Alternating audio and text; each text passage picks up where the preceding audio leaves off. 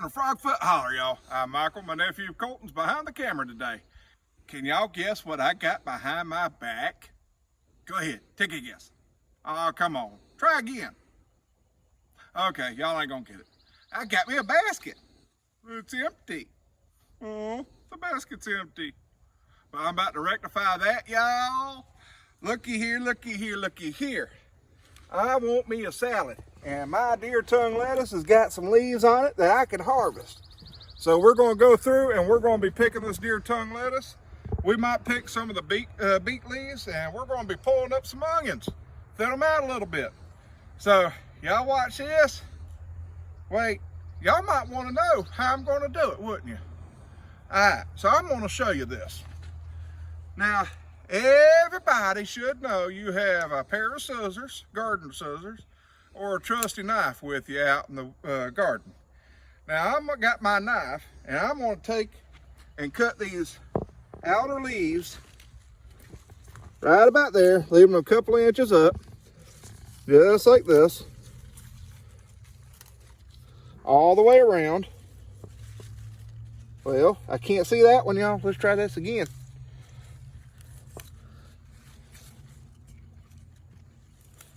Just like that. All right, I'm gonna put them in there. And I'm gonna do it again. 1, 2, 3, 4. Now I'm gonna leave the inner leaves because that's where they reproduce. These outer leaves, they getting big enough to where I can get them. I'm getting on a little earlier probably than I should, but I've been wanting me some of this to try it. Now, this one right here is a real good one. I've never eaten deer tongue lettuce before, y'all. It's gonna be a little crunchy, but I'm gonna give it a try. Ooh, boy. Other than the sand, it's good. Yeah, the sand adds an extra little bit of crunchy to it. I suggest washing it off first, but the lettuce itself is good. So we're going to go through here and pick this deer tongue lettuce. And we're also going to pick a few of the beet leaves just by cutting off some of the heads like this.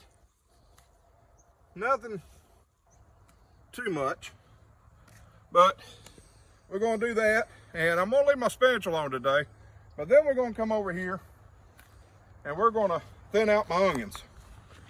Now you see like this right here, got two real close. I'm gonna take my pocket knife, go down in there and pull up that bulb,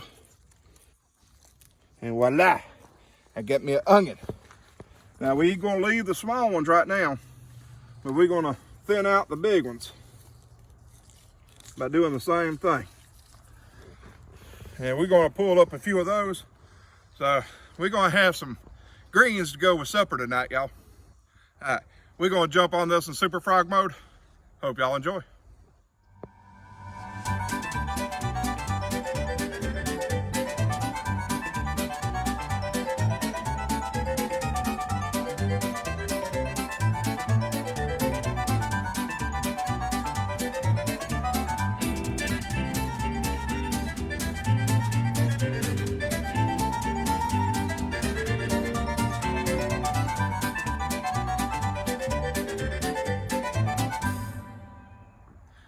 Alright guys, so that's not a bad little haul. Got me a nice little salad for tonight. Got some beetroot or beet greens in there and the deer tongue lettuce. Not too bad.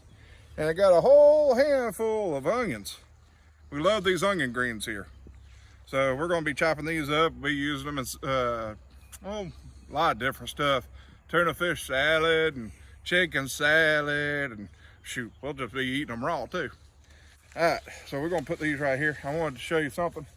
Now, when we were digging these up, we were taking and getting bigger ones out and spacing the smaller ones, so that way they have more room to grow. Now you see like this one right here, we pulled one from this side and one from this side. We pulled one out here, one out here. Now some of these are almost time to pull as far as getting the greens off of them, but we're still giving them a little bit more time, like these right here. They're getting there, but not quite. So we're gonna let them have more time in the ground before we pull them. And the whole idea is to actually thin out the onions and, well, let them get bigger. But for right now, this is plenty. We don't need to do any more thinning. And well, I'm hungry, y'all. Y'all have a froggy day. This has been Michael with Frogfoot Holler.